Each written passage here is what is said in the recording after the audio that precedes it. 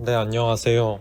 네, 제가 오늘 준비한 논문 제목은 Decorate the Newcomers Visual Domain Prompt for Continual Test Time Adaptation 라는 논문이고 트리플 AI 2023년에 억셉된 논문입니다. 이 논문은 이런 어떤 도메인 어댑테이션 같은 과정에서 이제 타겟 데이터셋이 끊임없이 좀 컨티뉴얼하게 변화할 때 그럴 때 어떻게 좀 잘 어댑테이션을 이제 이런 프롬프트를 통해 효율적으로 하는 그런 논문이 되겠습니다. 네, 북경대학교, 화웨이, 우한대학교 등에서 이제 참여한 논문이고, 네, 목차는 다음과 같이 이제 처음에 좀 관련된 내용을 설명을 하고 메소드, 익스페리먼트 순으로 진행하겠습니다.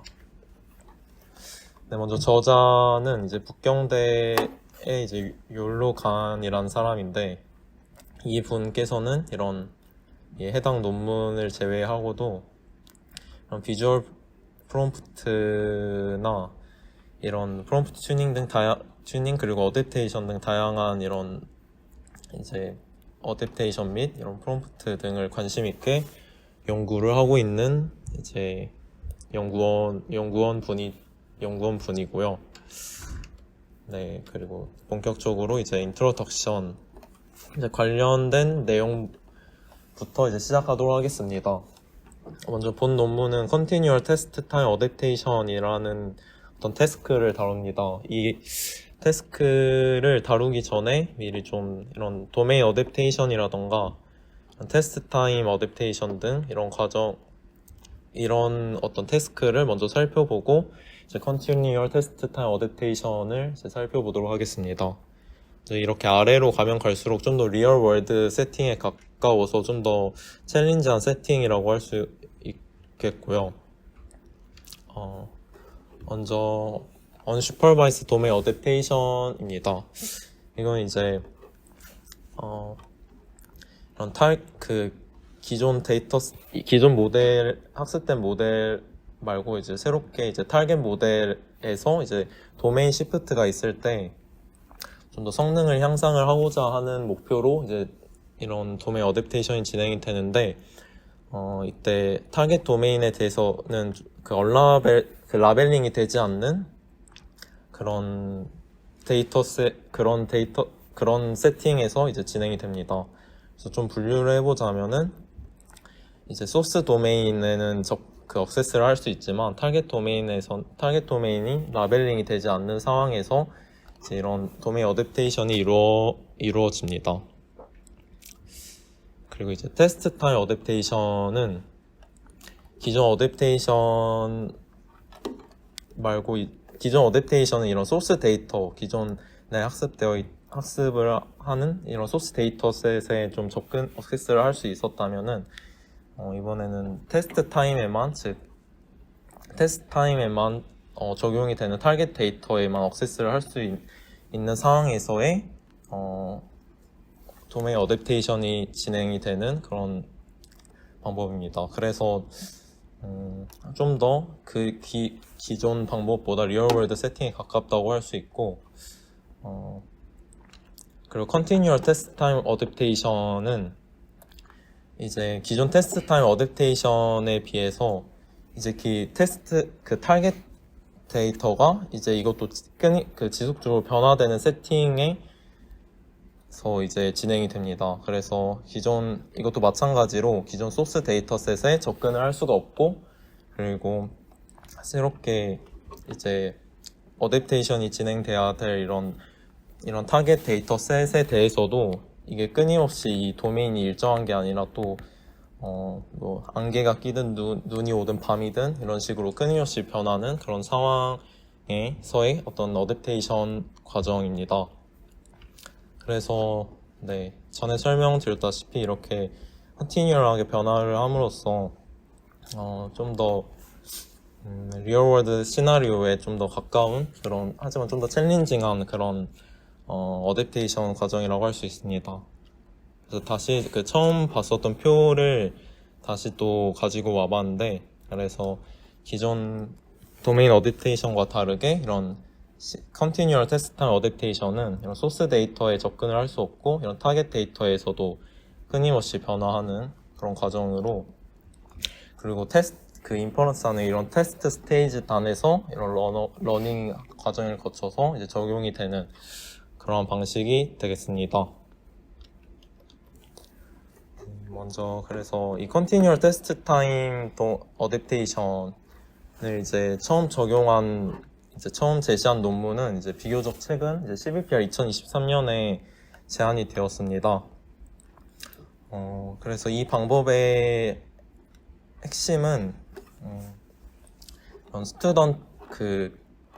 이런 스튜던트 티처 모델을 이용을 해서 좀 웨이트 어베리지 수도 라벨을 이제 생성을 해서 이제 좀 더 안정적인 수도 라벨을 생성을 함으로써 좀 더 도메인 변화에도 좀 더 스테이블 하게끔 하는 것이 이제 컨셉이 되겠습니다. 그래서 기존 이런 unsupervised domain adaptation 같은 경우도 이제 타겟 데이터 셋에 좀 라벨링이 아무래도 되어 있지 않다 보니까 좀 수도 라벨 기존 그 모델에 그 타겟 데이터 셋을 넣어서 만든 그런 간이 수도 라벨을 이제 많이 사용을 하는데, 이걸 통해서 학습을 하는데, 이제 이 방법을 사용을 하면은 이제 이건 컨티뉴얼하게 변하기 때문에 좀 더 수도 라벨을 생성을 할 때 좀 더 불안정할 수가 있고, 이런 어떤 그 컨티뉴얼 러닝 관점에서도 좀 많이 나오는 건데, 에러 어큐뮬레이션이 좀 많이 증가를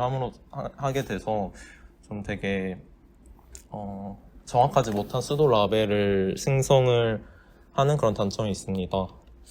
그래서 기존에 그냥 바로 수도 라벨을 만들기보다는 이런 어떤 셀프 디스틸레이션에 많이 적용되는 이런 어떤 스튜던트 티처 모델 간의 어떤 이런 스트럭처를 이용을 하고, 그리고 여기서의 피처를 이제 exponential moving average EMA를 통해서 그 스튜던트 모델 그 티처 모델에 전달을 하고, 이 티처 모델에서 나온 티처 모델에 그 인풋으로 들어갔을 때 나온 것을 이제 수도 라벨로 생성을 하는 그런 방법을 이용을 합니다. 그래서 네, 그 실질적으로 여기서도 이제 좀 업데이트되는 학습이 되는 부분은 이런 스튜던트 모델이고, 스튜던트 모델이 이렇게 학습이 될 때는 이런 로스 펑션을 통해서 업데이트가 되는데, 티처 모델에서 나온 어떤 수도 라벨을 이용해서 스튜던트 모델이 이런 크로스 엔트로피 로스를 통해서 이런 스튜던트 모델이 학습이 되는 과정을 거칩니다. 네, 그래서 이 코타 논문은 이런 식으로 이제 Continual Test Time Domain Adaptation이 이루어집니다.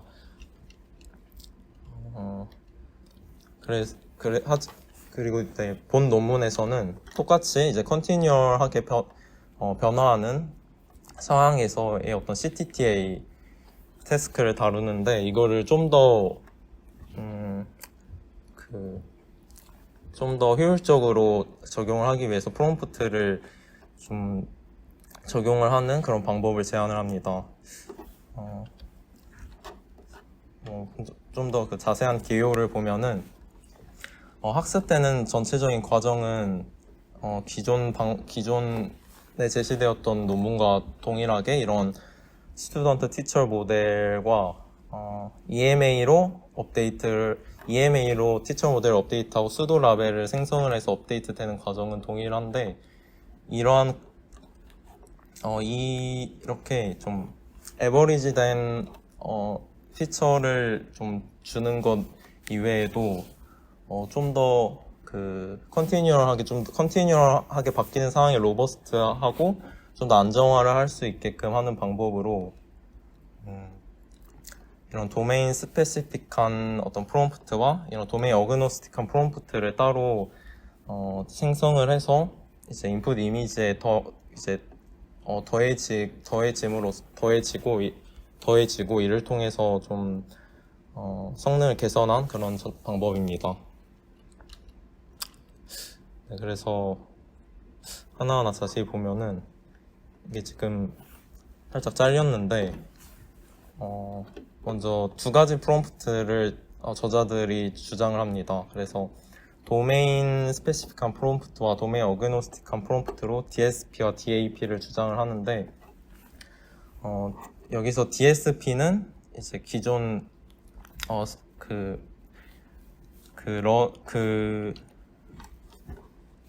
기존 로스 펑션에 따라서 같이 학습이 되는데, 이러한 DAP, 어그노스틱한 거는 좀 레귤러라이제이션 텀을 좀 하나 추가를 함으로써 학습이 됩니다. 그래서 기존 어떤 이런 인풋 이미지가 있으면은 두 가지 형태로 더해지고, 이러한 그 프롬프트 위치나 위치는 그 뒤에 실험에서도 나올 건데 랜덤으로 하는 게 가장 좀 효과적이었고, 이런 그 크기에 따른 실험은 뒤에 진행이 되는데 좀 더 플렉시블하게 좀 위치나 그런 게 좀 생성이 되는 그런 방법을 따릅니다. 그리고 이제 이런 전에 프롬프트가 이제 어떻게 업데이트 되는지의 과정인데, 이거는 사실 전에 코타 논문과 거의 동일하게 진행이 돼서 이런 티처 스튜던트 네트워크를 통해서 이제 업데이트를 되고, 또 티처 네트워크는 이런 EMA를 통해서 업데이트 돼서 수도 라벨을 생성을 해서 이를 통해 좀 업데이트를 되는 방법을 따르고, 추가적으로 이제 도메인 어그노스틱 프롬프트는 추가적인 어떤 레귤러라이제이션 텀을 추가함으로써 학습이 또 진행이 됩니다. 그 부분이 이제 호메오스테이스 베이스드 프롬프트 어댑팅 스트래티지 전략인데요. 이 단어가 좀 생소해서 좀 찾아봤더니 좀 항상성을 좀 잘 유지를 하는 방향으로 어댑팅을 하는 그런 전략이라고 보면 되는 그런 해석을 하자면 그런 의미입니다. 그래서 좀 컨티뉴얼 러닝 쪽에서 좀 자주 쓰이는 어떤 컨셉으로 또 거기서 좀 컨티뉴얼하게 변화하는 그런 상황에서 좀 그걸 로버스트 하게끔 하는 이런 항상성 텀을 좀 사용을 하는데, 그와 비슷한 어떤 컨셉이라고 이해를 하시면 될 것 같습니다. 그래서 먼저 어그노스틱한 프롬프트를 어떻게 좀 더 잘 학습을 하는지 그런 내용인데, 먼저 도메인 시프트에 따르는 파라미터의 민감도를 측정을 하는데, 이때 이 세타가 그 파라미터라고 하면은 이 G가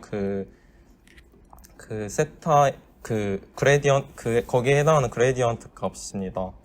그래서 웨이트 임포턴스를 다음과 같이 이제 T0에서 T1까지의 어떤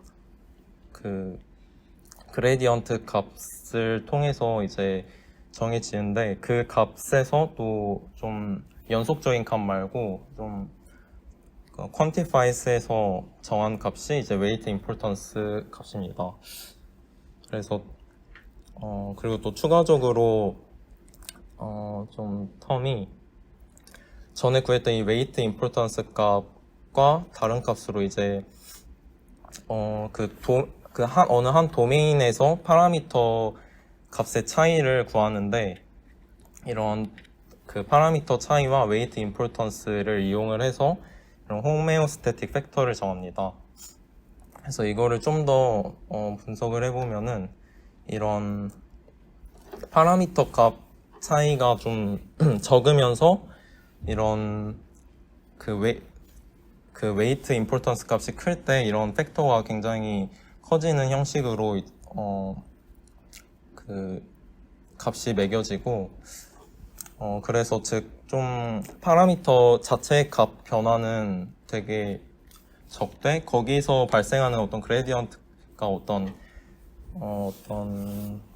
피처의 변화나 그런 것이 되게 크다면은 이러한 팩터 값이 굉장히 높게 나오게끔 선정이 되는 것을 이제 알 수 있습니다.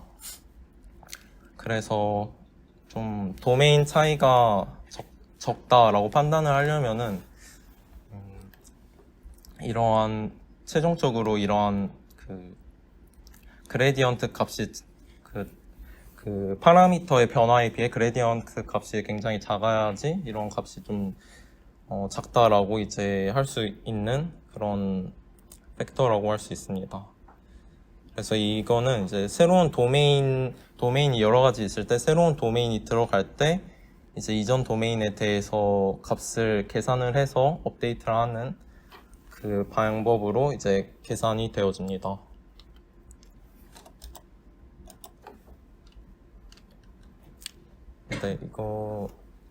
네. 그래서 최종적으로 이런 레귤러레이제이션 텀을 보면은 이 전에 그 선정했던 이 팩터 값이 크면 클수록 로스 값이 크게 매겨지게끔 하는 그런 텀으로 되어 있습니다. 그래서 좀 더 도메인 시프트에 좀 더 민감할수록 그 로스 값을 크게 줌으로써 좀 더 페널티를 주는 방법으로 이제 그 DAP가 학습이 되고, 그리고 이러한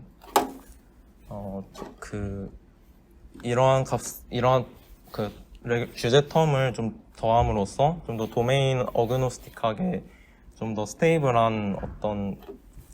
스테이블하게 업데이트가 될 수 있게끔 하는 그런 역할을 합니다.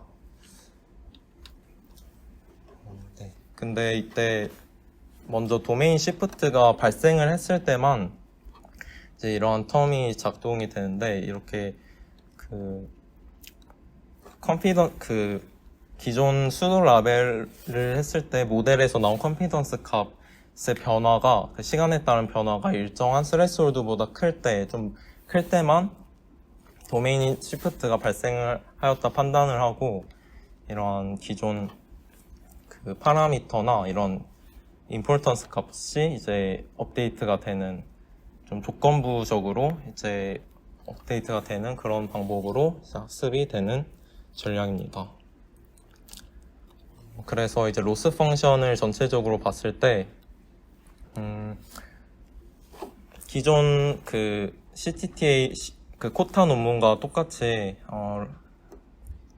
로스 펑션은 똑같이 이런 크로스 엔트로피 로스 기반으로 이제 업데이트가 됩니다.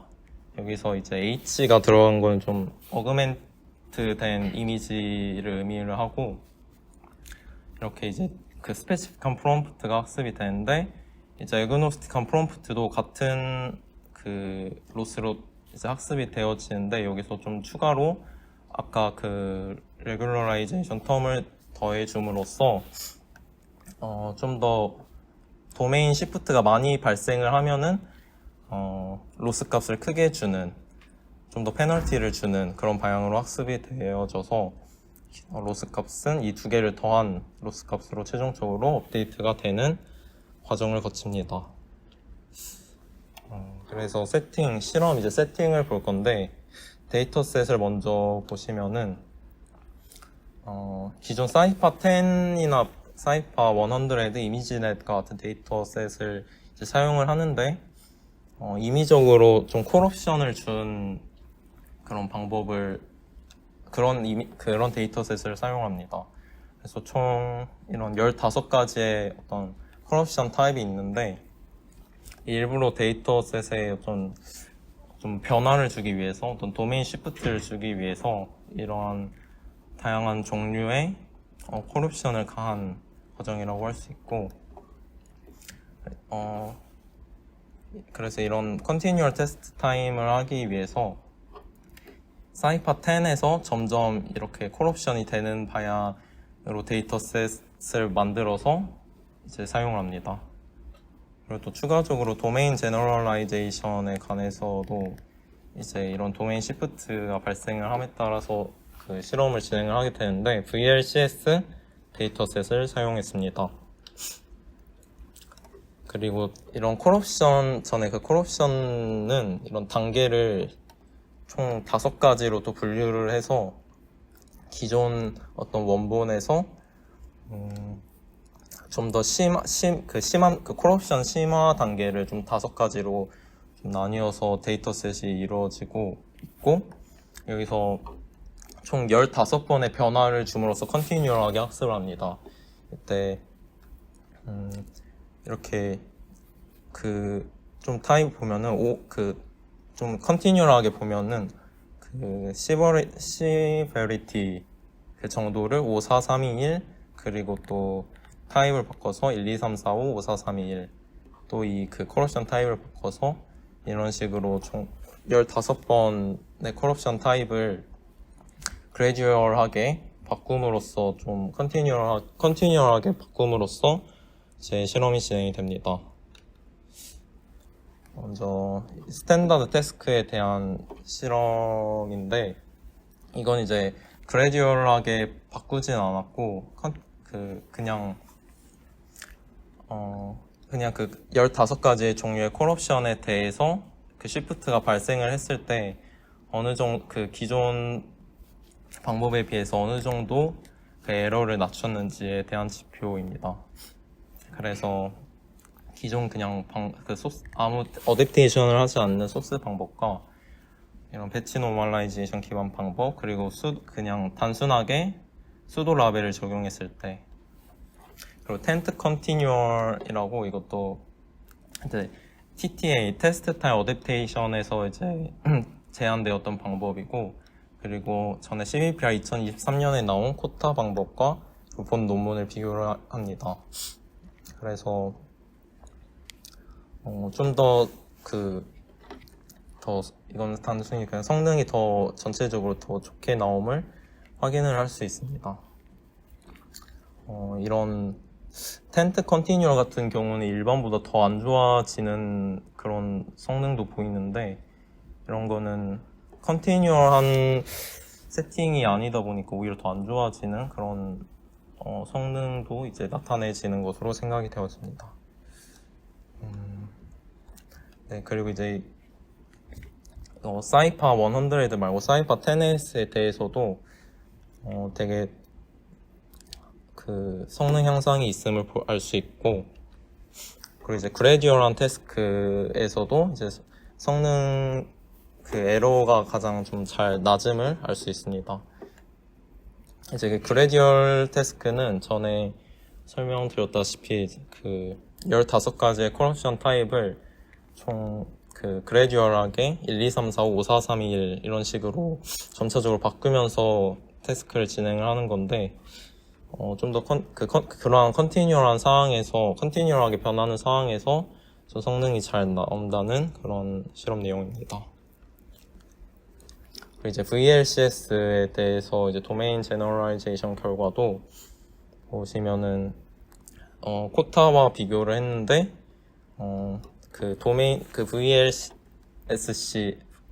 VLCS 간의 이런 도메인 시프트에 대해서 에러가 굉장히 좀 낮게 나옴을 알 수 있습니다.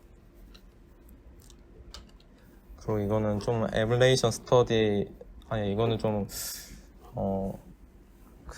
프롬프트의 위치나 사이즈, 그리고 두 프롬프트 간의 거리에 따라서 좀 다양하게 함으로써 좀 분석을 한 실험입니다.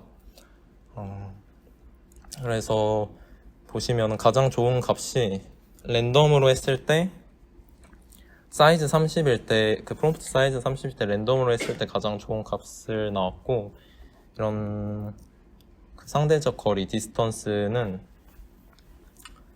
좀 뭔가 좀 대칭적으로 이루어져 있는 모습을 볼 수가 있습니다. 그래서 이게 어퍼 레프트든 라워 레프트든 좀 어떤 특정 디스턴스 정도 간에 있으면 어느 정도 대칭적으로 볼 수 있음을 알 수 있는 그런 실험 내용이라고 할 수 있습니다. 이거는 에뮬레이션 스터디 관점에서 스페시픽한 프롬프트와 애그노스틱한 프롬프트를 이제 넣었을 때 뺐을 때에 대한 각각에 대한 실험 결과입니다. 그래서 둘 다 적용했을 때 더 좋다라는 모습을 보입니다. 그래서 이제 본 논문을 이제 요약 결론을 지어보면은 기존 이제 CLPR 2023년에서 이제 여기서도 이제 그 스튜던트 티처 모델을 통해서 이런 에러 어큐뮬레이션 프로블럼을 물론 해결을 하려고 했지만 비주얼 도메인 프롬프트를 통해서 좀 더 효과적으로 더 해결을 할 수 본 논문에서 해결을 할 수 있었고 그리고 이런 CTTA 이런 Continual Test Time Adaptation에서 이제 비주얼 도메인 프롬프트라는 거를 이제 처음으로 주장을 한 그런 논문이라고 할 수 있고, 그래서 좀 더 이런 인풋 이미지에 좀 더 플렉시블하게 좀 유연하게 좀 적용이 됨으로써 문제를 잘 해결한 논문이라고 정리할 수 있습니다. 네, 여기까지 발표를 마치도록 하겠습니다. 감사합니다.